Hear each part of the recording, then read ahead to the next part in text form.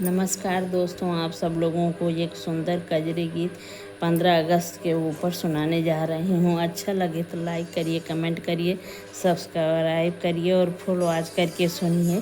देखिए 15 अगस्त के ऊपर गाना गा रही हूँ।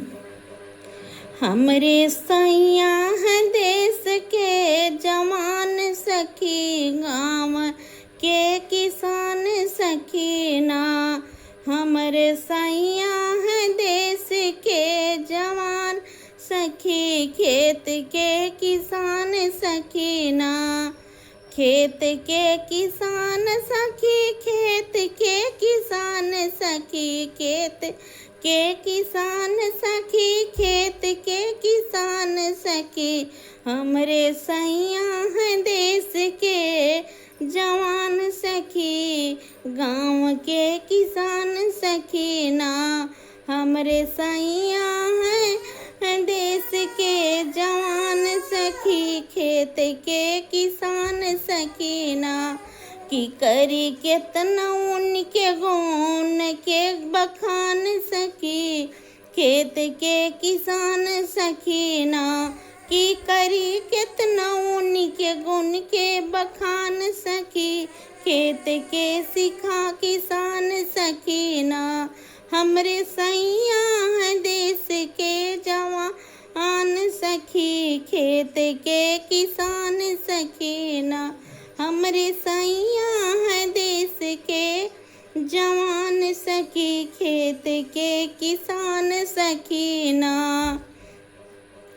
ड्यूटिया अपनी भाव बैर देश से भगाव, ड्यूटिया अपनी भाव बैर देश से भगाव, बैर देश से भगाव, बैर देश से भगाव, बैर देश से भगाव, बैर देश से भगाव। बाट देशवा क्यों के शान सखी, खेत के किसान सखी ना। बाट देशवा क्यों के शान सखी, खेत के किसान सखी ना। हमरे सैया हैं देश के जवान सखी, गाँव के किसान सखी ना। हमरे सैया हैं देश के जवान सखी, खेत के किसान सखी ना। छुट्टी घर लेके आवे हर व खेत में चलावे, छुट्टी घर लेके आवे हर व खेत में चलावे, हर व खेत में चलावे, हर व खेत में चलावे, हर व खेत में चलावे, हर व खेत में चलावे। कबहू बोम गेहूँ सखी, कबहू धान सखी, खेत के किसान सखी ना। कबहू बोम गेहूँ सखी, कबहू धान सखी, खेत के किसान सखी ना। कि हमरे सैया हैं देश के जवान सखी, खेत के किसान सखी ना। कि हमरे सैया हैं देश के जवान सखी, गाँव के किसान सखी ना।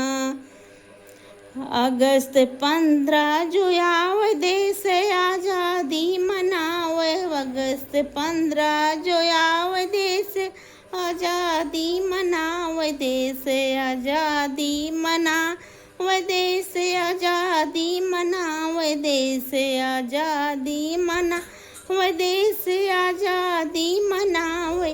कि मिल के गाँव साथ राष्ट्रगान सखी, खेत के किसान सखी ना।